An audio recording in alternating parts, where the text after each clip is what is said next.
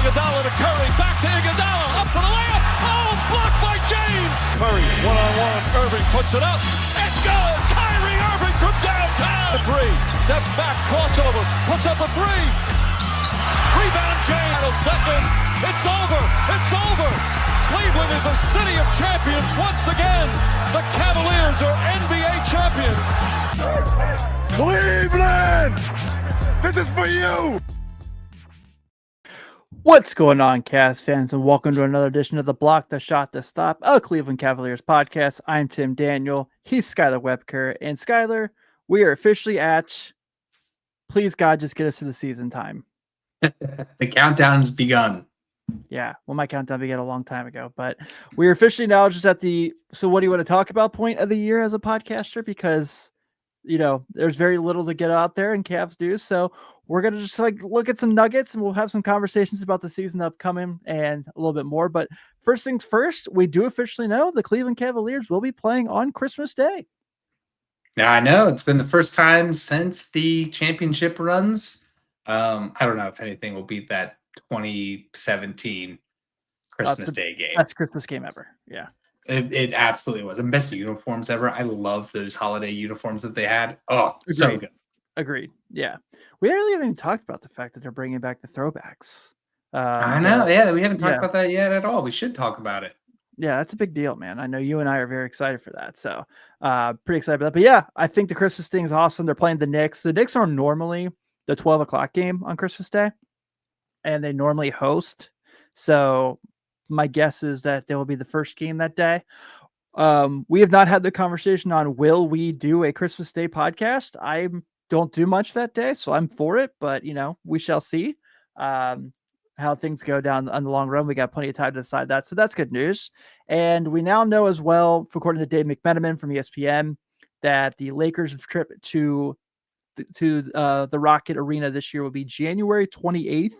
So LeBron coming to town, the 10-year anniversary season of the title, which makes everyone wonder, of course, the question that everyone's asking is this the last time LeBron visits as a visitor to the Rocket Arena? Probably. I don't see him staying in LA, and it really just depends if he's ready to hang it up yet or not. Yeah. So there's that, and then obviously, so we know those two things. I think the rest of the schedule comes out later this week. I'm pretty excited for this, man. I know it's the kind of the time of the year. 2K drops in like 18 days, so we're getting to basketball time. Feels good. It's exciting to have some of these nuggets of things. Do you think? I know you were a big fan of it last year for the Spurs game. Do you think ABC and Disney will put on some sort of Disney themed game like they did last year? Probably. I assume Do you think it'll be the Cavs game? I hope so. Mickey Mouse in a Cavs jersey, buddy. I'm target audience on that. Yeah, I'm target audience there for sure with all my jobs. But yeah, man. Hopefully, I think this could be a lot of fun. I love Christmas Day games. It's like one of my favorite times of the year. Especially the basketball season. So it'll be a lot of fun. And I'm glad the Cavs are going to be there. All right. So let's kind of talk about a few things going around, the very few things in Cavs land. I don't know. This might be like an 18-minute podcast the way things are going. So Evan Mobley has finally taken everyone's advice and gotten in the gym. And I'm trying to figure out the best way to play. He looks ripped. Oh my God. His abs have abs. His shoulders have abs. It's ridiculous. Yeah. So if anyone hasn't seen the clips, pull them up. Evan Mobley is putting on some muscle this offseason. Everything we've been hearing that all the players have been saying about it's time for him. If where the Cavs go is where he goes. I think he is taking that to heart. And I think he is looking at first team All NBA this year because he has taken all the success of last season and he has added more to his body. The workout videos obviously are workout videos. We can't, otherwise Ben Simmons would be a Hall of Famer if you just took these to heart. But absolutely love to see that he's working on it, and I'm really excited to see how this goes. But yeah, man, we got Evan Mobley getting stronger, and that cannot be a bad thing. No doubt. I think it'll make him a little more dangerous in the paint because he'll have a little more weight to throw around. He won't be such kind of like what we saw when he first came into the league. He was a little undersized, I don't want to say undersized because he's a 7-footer, but a little A little skinny. yeah, he was getting bullied around a little bit. I think he's going to be doing the bullying now, which is great because what's the thing that we said that this team needs come the playoffs? They need bullies. Yeah. Yes, absolutely. So that certainly would be a lot of nice there as well. And then we also have the conversation around we have the preseason games coming up, I guess, too. We know they're playing the Bulls twice, the Celtics and the Pistons. I feel like preseason NBA goes on way too long. Really? Just 4 games? Feels like 9. Well, let's look at last year. Our debut episode for the preseason went into overtime. So we were that was the last preseason game. Because right. They went to overtime, and then all the guys played the whole game, and then they go to overtime, and neither team played any of their rotation guys. Hey, it was a good year. They went 16-0 to start after losing every preseason game. Yeah, that was pretty cool. So I'm always gonna be excited. I'm really genuinely curious to see what things are gonna look like. That's right when training camp breaks, obviously, when they get to those games. So see the crew and see the new guys and how they're playing together on the team. It'll be a lot of fun, man.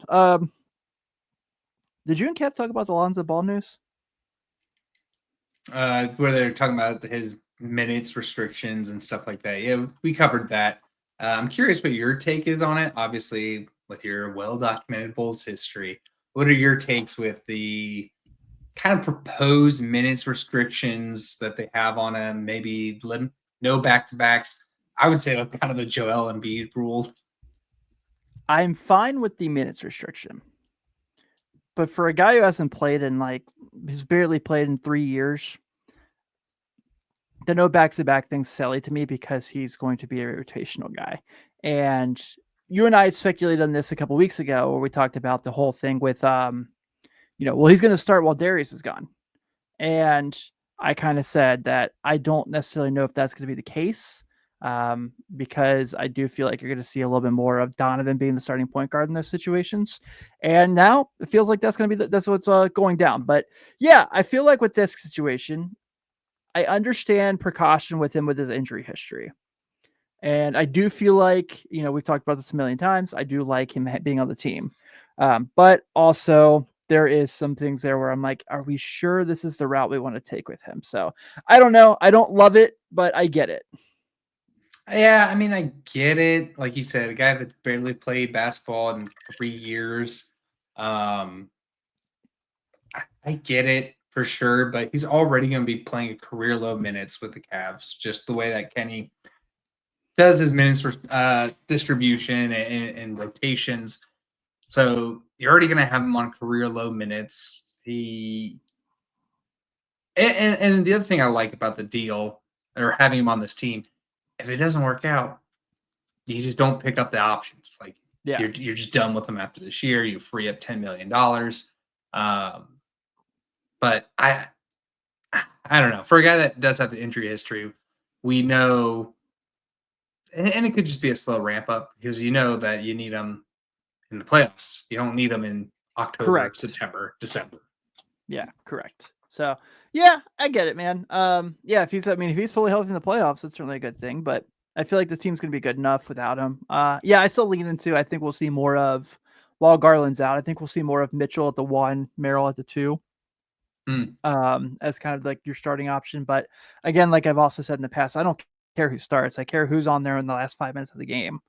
Is what I care more of. So yeah, and he definitely could be in that closing minutes just with the defensive presence he brings on size on the perimeter.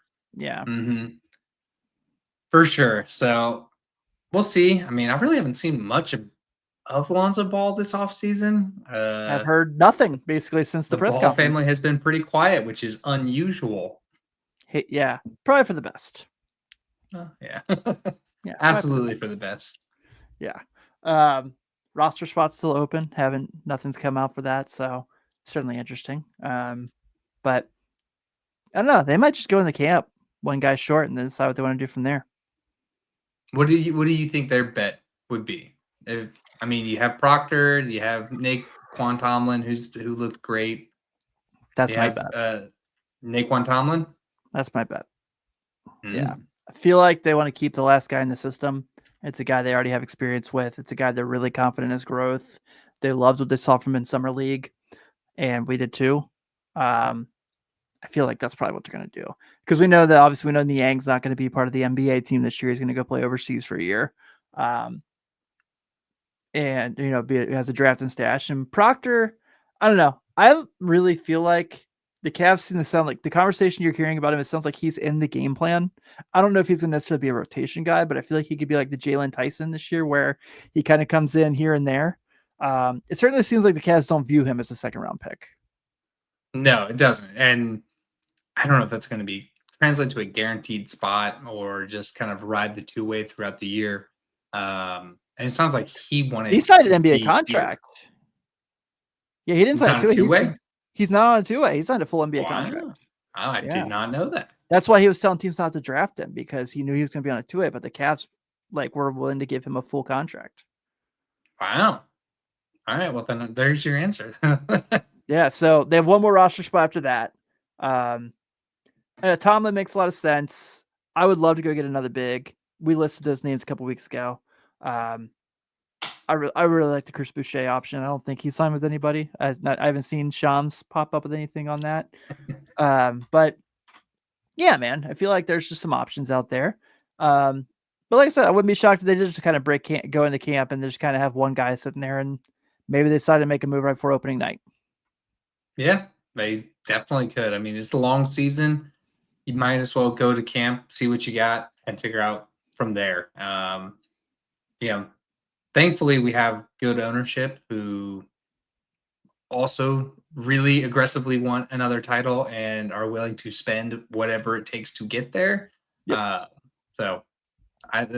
That's always helpful. Yeah, for sure. So I know this episode's a little quick moving. Like I said, we're kind of just touching on the few nuggets we have in Cavs news, because they've kind of haven't left us a whole lot to talk about. Do want to mention this real quick before we get to the final two things. Did you put your $28 down yet to be a Cleveland WNBA season ticket holder? I have not. I should have. I'm debating. I'm really debating. You should. Yeah. Especially with how often you go up for family, you should. Yeah. So for those who don't know what we're talking about, so we know that Cleveland's getting a WNBA team. It sounds like they're going to be the Rockers again. Nothing set in stone. But like Skylar and I talked about through the year when this conversation was coming up, every fan survey was, do we have to be the Rockers if we come back? And the majority of the vote was, yes, you have to be the Rockers. And just bring back that cool logo again, because the logo ruled.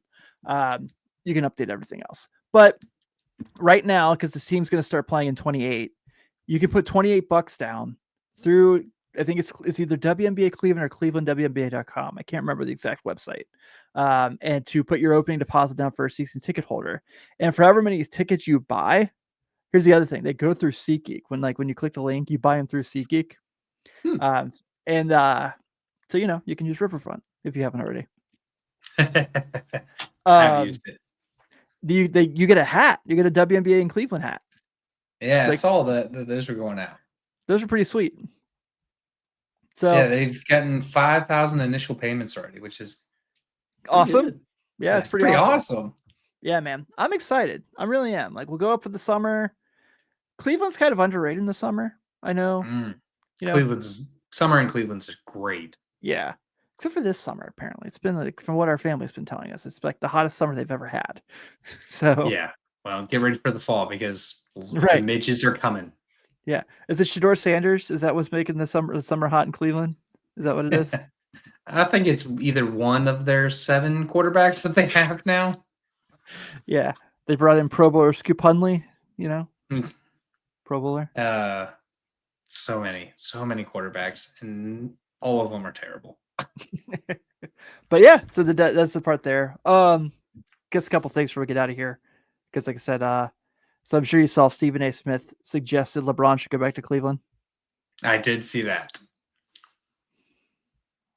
I mean, with the history that those two have, especially this last season where they had on-court altercations, that was awesome. I don't know. LeBron might not come back just to spite Stephen A. Smith. Yeah, that was still awesome. I really love that he did that. Yeah, basically more or less he said that, and I can't believe we're talking about Stephen A. Smith. That's where we are in the offseason. But Stephen A. Smith more or less said that come back to Cleveland, win your 5th championship, go out on a high note, and retire a 5-time champ. And certainly better options here than playing with DeAndre Ayton and Marcus Smart. So we've already had that conversation. We've already done that episode about him coming back, and you and I were kind of big proponents on yes, I want to see him do it one more time if the money's right, if the situation's right, and they're not trading the farm for a guy they're going to have for a year or two. But Right. yeah, I mean, I want it. I'm all for it. I'll do it. Yeah, I'm absolutely for it. And anybody would want Donovan Mitchell and LeBron James to play for Cleveland. Like that's And Evan Mobley. But I mean, that's marquee right there. That is Kyrie and LeBron. We won't be able to afford tickets ever again. Oh no, tickets are going to be $1,000 a seat. Yeah, but well worth the investment. Yeah, for sure. All right, man. So let's get to a little quick conversation. We were kind of babbling about, to kind of decide on before we get out of here. Like I said, this is a Cavs Nuggets episode. There's not a whole lot to go there, but the conversation now about DeAndre Hunter and what he should be next year for this team. Obviously, after the trade at the deadline, he was, a rotation guy coming off the bench. Had great moments. I mean, that Portland game that we talked about, he was incredible in that game. That overtime, that game we went to, that we did our show on, and obviously had the moment where he got hit by Ben Mathurin in the playoffs and kind of folded as well.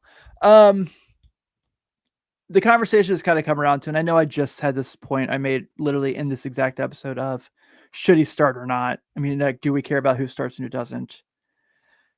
I feel like we're at the point now with DeAndre Hunter is, will he be a starter next year? And I'm in the camp that he will be. And I'm curious your thoughts on it as well, because my thought process is on it is right now with the injuries they're going to have and how little they're going to get from Lonzo Ball, and how when they will have Lonzo Ball in that for that conversation, Max Strus is going to be their best playmaker on the bench.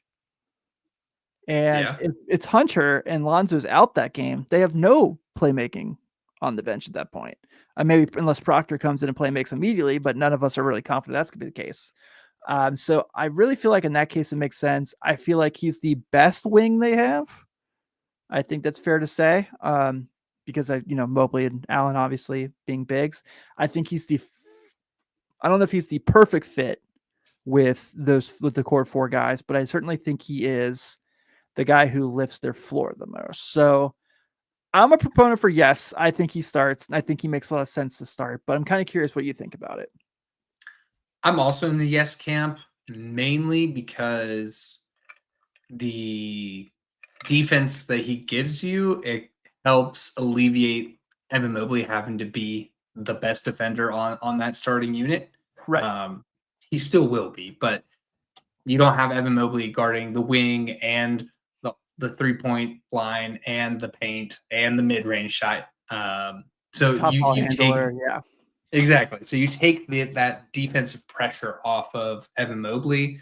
You can let him kind of guard the paint with Jared Allen, kind of what we saw, not really last year, but the bigger Steph era where it was kind of the 2 towers there in the paint. And then, like you said, the ball handling ability that you get from Max Strus is going to be very helpful off the bench, especially here in the start. You also going to get that probably better shooting out of Max Strus, especially if you're going to have Sam Merrill in the starting unit with Garland's injury. I think it makes a lot of sense going from the start of the year here. So I'm also in the yes camp for those reasons. Yeah, it makes a lot of sense, and I feel like that's where they're gonna be at their best. Mm-hmm. You mentioned it, a point that I kind of really didn't even think about. So let's talk about when they do have Lonzo back, and they have Hunter, and they have Mobley on the floor. They're gonna play Red Rover, basically. And I mean, look, you still have Larry Nance that can guard both the perimeter and the rim. You have Jared Allen still. I mean, granted, you can only play 5 guys at a time, but this will be a very defensive heavy team, and especially if you get Lonzo, when you get Lonzo and Hunter and Mobley on the And floor, LeBron. and okay, well, I'm talking about a defensive conversation. He doesn't play much defense anymore. I mean, when he does, though, he's pretty darn good at it. Yes, when he does choose to play defense, he is still a top 10 player in the league. Kind of but- wild to say out loud. Very wild. What was my point? Oh, like that's a defensive juggernaut if you have kind of those guys out there, and in moments where that's what you need, you just need stops and defense. That's better than probably the entire lineups that we've seen this past year, and that's no shade on this past year's team. This past year's team was great. We loved this past year's team. Yeah. But there were times where it's like, man, they need to get a stop. They'll shoot the lights out. They need to get some stops to get some distancing from these guys. Yeah, I completely agree, man. So I'm pretty excited to see how it goes, but I like that as well. I have a FanDuel of the week update for us before we roll out of here. All right. NBA Cup odds have come out, and the Cavaliers are third best odds to win the NBA Cup this year at plus 650. For those who haven't heard, their group is pretty. It's really interesting, actually. So, have you looked at the group? I saw it, but I can't remember it off the top of my head. So, Atlanta, who Yeah. has had a really nice offseason. Indiana, who's kind of on the downfall. Washington, who's Washington, and the Raptors. So last year they had, they were in that group with the Celtics and the Bulls, and I can't remember the other groups. Like New York. Yeah, I think you're right. So that's and then if you look at the East Group B is it's Boston, Brooklyn, Detroit, Orlando, Philly, and then Group C is the Knicks, the Heat, the Bulls, the Hornets, and the Bucks. So the Cavs might have the easiest group. Who have the best odds outside of the Cavs? Oklahoma City and the Knicks. Yeah. Surprised the Knicks, but Oklahoma City, yeah, that makes sense. Yeah, I mean the Knicks are still not like the odds for the conference are now very, very like it's Cavs plus 240, Knicks plus 260 to win the East. That's And a lot closer than I thought. at the opening line, the Cavs are 2.5-point dogs on Christmas Day against the Knicks. Wow. In New York, though. Correct. So I mean, you could justify that. I mean, a New York Knicks crowd on Christmas Day would be pretty rowdy. oh yeah, for sure. Yeah. I can't wait for it, man. I'm really excited for it. That's probably my summary of my show. But all right, man. Anything else you want to touch on before we get out of here? I'm excited for the new jerseys this year, the throwback jerseys. They're going to be so good. That and the League City jersey looks sick too. Oh, I haven't seen that yet. Yeah, we'll talk about that the next episode. All right. For sure. Yeah. We're going to go ahead and wrap out here. Thank you guys so much for hanging out with us. We're almost at the point where we're back to our regular schedule. Just, gosh, man, like 10 weeks away from basketball starting. 10 more episodes. Yeah. So I'm Tim Daniel. He's Skylar Webker. On behalf of Kevin Lynch as well, thank you all so much for subscribing to all our podcasts on your podcast app of choice and to YouTube. We'll be back soon. And of course, Go Cavs.